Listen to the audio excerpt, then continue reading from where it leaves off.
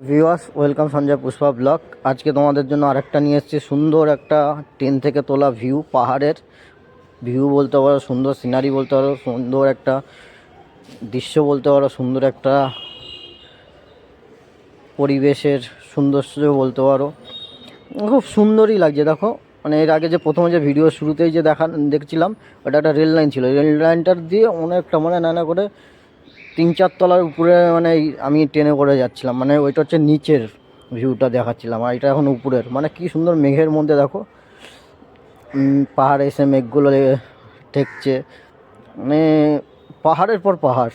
মানে যত মানে এগাচ্ছি, মানে গুয়াহাটি ছেড়ে যত যাচ্ছি, যত ত্রিপুরার দিকে যাচ্ছি, মানে আগরতলার দিকে, পাহাড়ের পর পাহাড়। মানে এরকম সুন্দর যে পরিবেশ, এরকম সুন্দর যে ইসে আছে, মানে আমার লাইফে ফার্স্ট দেখা। এরকম পরিবেশ আমি দেখিনি এর আগে। মানে তোমাদের বলে বোঝাতে পারবো না, এইসব মানে ভিডিওগুলো যে করছিলাম, যে আনন্দ লাগছে। মানে ভগবানের এরকম সৃষ্টি আছে ভাবছিলাম। মানে এর দিয়েও সুন্দর সুন্দর জায়গায়, হয়তো তোমরা যারা দেখছো ভিডিওটা, এর দিয়েও সুন্দর সুন্দর জায়গায় গেছো, কিন্তু আমার কাছে লাইফে ফার্স্ট এটাই। মানে এর আগে গেছিলাম হচ্ছে রাঁচিতে দশম পলে, তখন অত স্মার্টফোনও ছিল না, আজ থেকে নানা করে 15-16 বছর আগে। মানে আমি কথা বলছি 2012 না, সরি 2011-র কথা। আর ওইটা একটা দেখা, আর এই প্রথমে একটা দেখা। আর সত্যিই খুব সুন্দর লাগছে। দূরে ওই যে নদীটা চলে যাচ্ছে, নদীতে এখন জল নেই, আঁকা বাঁকা রাস্তা।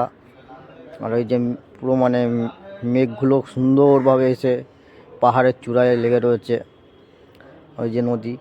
এর আগে পাহাড়ের দৃশ্য দেখেছি, পাহাড়ের দৃশ্য আমার বর্ষাকালে দেখতে ইচ্ছা করে। মানে কি, আমি যখন দেওঘরে থাকতাম আমার হোস্টেলে, ওই আমার হোস্টেলের টপ ফ্লোরে থাকতাম, 4 তলাতে ডিগ্রিয়া পাহাড় বলে একটা পাহাড় দেখা যেত। আর এখন এই মানে ঘুরতে গিয়ে এই দৃশ্যটা। যাই হোক, ভিডিওটা ভালো লাগলে লাইক কমেন্ট শেয়ার করে দিও, আর বলো কেমন লাগছে। তোমাদের জন্য আরও সুন্দর সুন্দর ভিডিও আছে, আরও সুন্দর সুন্দর ভিডিও তোমাদেরকে দেবো। তো ভালো লাগলে লাইক কমেন্ট শেয়ারটা করে দিও।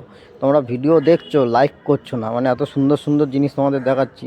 কি সুন্দর দেখো সিনারিটা, ওই যে রাস্তা চলে যাচ্ছে, পাশ দিয়ে নদীটা যাচ্ছে, নদীতে এখন জল নেই। বর্ষাকালে হলে এসব নদী আর দেখতে হয় না। লাইক করে দিও।